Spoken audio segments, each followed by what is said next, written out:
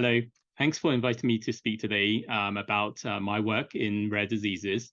Today, I'm going to be talking a little bit about, some of the work that we've done in terms of trying to identify and diagnose rare disease. So, what are rare diseases? So, rare diseases are, categorized as being affecting less than 200,000 people in the US. This is roughly about 1 in 1,659 people. In the EU, they actually have a different definition, which is fewer than 1 in 2,000. And in Japan, they actually have an even different definition, which is 1 in approximately 2,500 patients. So as you can see, different countries have different definitions of what a rare disease actually is. In terms of the number of rare diseases, the kind of number that's often cited is 7,000 rare diseases. But if you look at the literature, there's actually estimates of, that vary between 5,000 and 8,000 rare diseases. Recent estimates actually suggest that there might even be more than 10,000 rare diseases out there. And the differences are likely due to lack of consistency in defining disease and terminologies in different countries and populations. So there's a number of different challenges when it comes to identifying or diagnosing rare disease. Part of that is due to the sheer number of different diseases. And often there's very few patients that actually have a rare disease. There's a lot of inconsistent data standards when it comes to rare diseases. And then also, there's the problem of limited research funding. In 2022, the estimated NIH funding for rare diseases was approximately $6.5 billion. With an estimated 7,000 plus rare diseases, that equates to less than $1 million per disease that's been spent on research. Just for comparison, in the same year, $3.3 billion was spent on Alzheimer's disease alone. So you can see that there's definitely a very little spent on rare diseases, per disease compared to some of the more common diseases out there. Another challenge, of course, is access to healthcare and diagnostics. Not everyone has equal access to healthcare. Not everyone has equal access to different diagnostic technologies that are required. And then, other challenges include awareness. Awareness on the part of the healthcare providers in terms of, the different rare diseases out there. Awareness for policymakers, when they're coming up with different policies that may or may not affect access to care and reimbursement and things like that.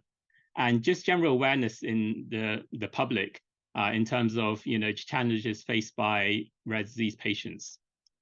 So, one of the things that, we've been involved in is trying to really measure the impact on rare disease patients themselves. One of the activities that I'm involved in is we actually work with the International Rare Disease Research Consortium, or RareDiseases. And a few years ago, we actually worked on identifying some tools that are needed to assess the impact on a patient along every step of their journey. And this resulted in a set of recommendations that we published in the Orphanet Journal. We started out by kind of mapping out a patient's journey. So as you can see from this figure, a patient's journey can be pretty complex, especially for rare disease patients. They can fall along one of two paths. Either they receive a diagnosis or they don't receive a diagnosis. And unfortunately, a lot of rare disease patients actually fall into that second path of not receiving a diagnosis. If they do actually receive a diagnosis of some kind, a lot of it can depend on whether they were diagnosed early or whether they're diagnosed later. And then, of course, after that diagnosis, are there actually therapies available? In some cases there are, and in other cases there aren't. And if there are therapies available, are they actually approved or not approved? So as you can see, there's actually a lot of different kind of paths that a patient can take. And you can see that, every different kind of iteration can actually result in some sort of impact on the patient. So here, what we tried to do was kind of identify different kind of things that might actually impact, not only patients and families, but also the healthcare systems as well. So on the patient side, we have to think about the socioeconomic impact on them in terms of work and productivity, finances, and just social integration, acceptance, stigmatism, and things like that. as well as looking at the, health quality or health outcomes, in terms of the physical, mental health or their survival. On the flip side, healthcare systems also have an impact, due to rare disease patients. One of them being, the economic cost to them, the cost effectiveness, the pricing and reimbursement that they receive, as well as the medical care that they provide and the efficiencies of that in terms of the diagnostic process, drug delivery, potential clinical trials, and also collecting any kind of post-approval data. So this figure kind of summarizes, some of the kind of needs and tools that we identified along kind of the patient journey. So as you can see, during the kind of diagnostic period and the phenotyping and genotyping kind of stage of the journey, we have needs in terms of, some sort of reference based phenotyping and genotyping. Once we kind of done some of that and kind of identified those phenotypic features or genotypic features, then we actually have to map them to known diseases or groups of symptoms. So we have to establish prevalence and burden. And then once we've done that and kind of tried to make a diagnosis, then we have to move over to intervention. And kind of there's a need for data-driven clinical decision support. So with all these needs, we identified a number of different tools that we actually require to make that whole entire journey efficient. And as you can see, those tools are, administrative databases, clinical registries, natural history studies, patient-reported outcomes, literature reviews, HTAs of new interventions, reimbursement models, regulatory dossiers, clinical trials and outcome-based management entry agreements. Now, some of these kind of terms are, probably a little bit foreign to most people, especially on the research side. But in developing these guidelines, we had representation from a number of different stakeholders, including kind of regulatory folks that identified these needs. So from a healthcare provider perspective, this is kind of what we envision a healthcare provider seeing with a patient. And as you can see, there are a number of different needs here that are vital for making that diagnosis, including establishing prevalence, establishing burden, and data-driven decision support.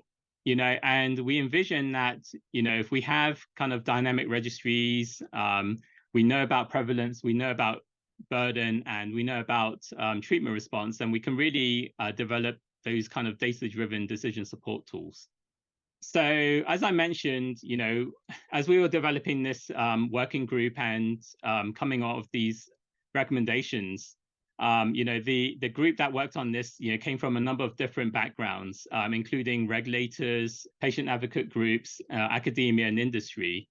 And this figure really shows that, you need a combination of all of these stakeholders involved in order to provide that data that you need to advance diagnostics and therapies. And if you can get all these stakeholders together to provide all the data that's required, we can definitely increase the efficiency in terms of providing more clarity, innovation and collaboration, whilst decreasing uncertainty, reducing the risk and development time for new therapies and new diagnostics. So to kind of summarize, this part of the talk, a patient's journey can be long and arduous. The development of new tools to address different stages of the journey can lead to much faster, more accurate diagnosis, and in some cases, earlier access to treatment. But this will definitely require the involvement of many stakeholders, including the patients, academia, industry, and regulators. So one of the problems that we kind of highlighted in that previous paper was the need for data. And that's probably one of the biggest needs in trying to tackle the problem of rare diseases. So due to a large number of different disorders and the small number of patients per disease, it can be difficult for healthcare systems to truly quantify or even recognize RD patients under their care. So a few years back, we actually participated in a study. This was a multi-center study, and we called it the Ideas Initiative. And this really was a pilot study to assess the impact of rare diseases on patients and the healthcare systems. And the goal of this study was to quantify the number of patients and the direct medical costs to the healthcare system. And we started off with about 14 different representative rare diseases. So the diseases that we chose were listed here.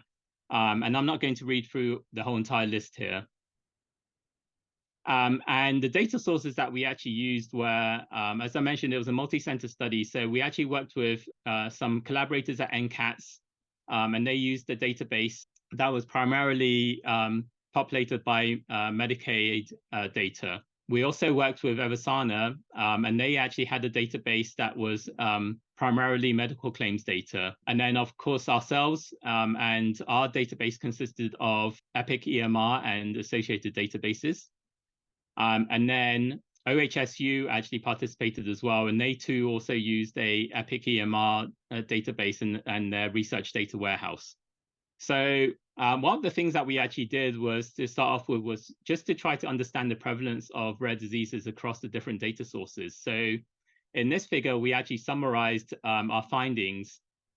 So what we actually did was each of our respective organizations developed algorithms to scan their data sources to try to identify the 14 different rare diseases that were listed, to try to identify how many patients we actually had in our system that matched the search criteria. As you can see, the percentages of patients within the disease varied widely across different healthcare systems. And in many cases, the disease percentages weren't really consistent with the estimates from medical literature. Some of these differences are probably due to the fact that, there's different populations represented by the different databases. Obviously, this is just a small sample of diseases. It just goes to show that the medical literature doesn't always tell the whole truth in terms of the prevalence of diseases. And depending on, where you are, those prevalence rates might actually be different. So another thing that we actually looked at was the cost of care to the patient and to the medical system, based on the different diseases. And, I don't think any of you will be surprised to learn that it costs a lot more to look after a rare disease patient than it does a typical patient. So this work was actually done using Eversana's data and NCATS data, because they were using primarily claims data information. And what they found was that the average cost of rare disease care was between 1.5 and 23.9-fold higher compared to control cases. And then looking at the estimated patient per year averaged across all of the rare diseases, Eversana found that, using their database that consisted mainly of commercial and public insurers, that there was an average of 2.8-fold higher costs associated with rare disease patients. Whereas NCATS, using mostly Medicaid data, actually found it was even higher than that. It was more like 4.8-fold higher. So as you can see, rare disease patients definitely cost more to look after than your typical patient. So one last thing that we actually did was we actually tried to map out the diagnostic journey of a patient, including their costs and major events, that occur along their patient journey, including severe events like hospitalizations and treatments. And I'm not expecting any of you guys to be able to actually read this because it's pretty small. But what we really wanted to show here was that patient costs along the journey can be pretty high, both before and after diagnosis. And the goal behind this type of analysis is that if you can train AI machine learning algorithms to actually identify patterns or characteristics such as young age, high utilization, recurrent hospitalizations, or severe clinical presentations, you might actually be able to develop a tool that could maybe identify a patient as being perhaps a rare disease patient, and kind of funnel them out so that you can maybe do some follow-up testing to see whether or not they really truly are rare disease patients. So obviously, when we were doing a study like this, there were a few limitations. The small sample of RDs. We only looked at 14 rare diseases out of the 7,000 to 10,000 different rare diseases out there. So our kind of sample of different rare diseases was pretty small. One problem that we ran into was data is in EHR systems are not always placed in structured data fields. A lot of the time, relevant information might be placed in free text fields, which are really hard to mine. Sometimes you have the data in the EHR, it's just not in a place where you can get at it easily. Another thing that we came across was that some rare diseases do not actually have a specific ICD code associated with them. So in this instance, out of the 14 that we actually looked at, FEO and CMT, Charcot-Marie Tooth syndrome, actually didn't have specific ICD codes associated. So we actually had to do some workarounds. And in the case of FEO, we actually identified using a combination of CPT procedure codes and a non-specific ICD code that it fell under. And we were able to identify the number of patients in each of our health systems based on that. When it came to CMT, we actually had a harder time. We tried to use CPT codes associated with procedures that are common, but we were actually unable to find any patients with CMT in our data using this approach. So we actually had to drop CMT from an analysis. Now, it's hard to know for sure if that's because we just didn't have any CMT patients or whether we weren't able to come up with an effective algorithm for identifying those patients. Yeah, another thing that we discovered was that, and I think a lot of people would not be surprised by this, is that data is not standardized across healthcare systems. So when it came to developing the algorithms for searching for these patients, each of our respective organizations basically had to develop custom queries of our own to identify the patients. And, if we, as we were working towards kind of refining those searches, we'd have to work together to kind of come up with broad criteria, but then we'd have to implement them in slightly different ways because data was not standardized. And this kind of highlights the next point, which was, the different data sources made it difficult to develop broadly applicable algorithms. So, one of the things that we're working on as a follow-up to this study is trying to develop algorithms using more standardized common data models such as OMARP. So Sanford has recently stood up an OMARP common data model, and we're starting to do some work with collaborators in terms of developing algorithms that can be transferred between organizations that also have OMARP as well. I mentioned earlier that the first paper that I talked about, the working group paper, was done as part of the International Rare Disease Research Consortium. So I'm just going to talk briefly about this organization. This was established in 2011 by the European Commission and the NIH. And it's a consortium of over 60 international organizations comprised of different funding bodies. So a lot of the NIH and the European Union and other funding bodies from around the world are involved. Industry, so we have companies, pharma companies that are interested in rare diseases are involved. And we also have a lot of patient advocate groups involved as well. And the way that RDIC actually performs a lot of its work is through the formation of task forces and working groups to address key issues. So these task forces and working groups are usually made up of international subject matter experts and usually have multi-stakeholder representation. Members of the working groups don't have to be an actual member organization of RDIC to participate. We actually appreciate having expertise over having the membership. So if you're an expert but you're not part of the actual RDIC organization, we'll still invite them to be part of the task force or working group. And when we put these together, we try to make sure that we have kind of geographical representation. So we try to make sure that we have people from different areas around the world.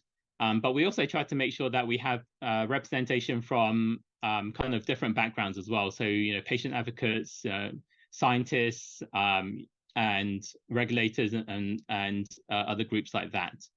So just briefly, RDUC's kind of strategic vision is to enable all people living with a rare disease to receive an accurate diagnosis, care, and available therapy within 1 year of coming to medical attention. In 2011, RDUC was established, and they actually developed a new set of goals in 2017, a new kind of 10-year plan that they wanted to, meet the milestones of by 2027. The first goal is that all patients with a rare disease should receive a diagnosis within 1 year of coming to medical attention. So, we're working towards kind of, research pipelines and supporting different research initiatives to try to advance, development of diagnostics, so that those patients really can, shorten their diagnostic journey.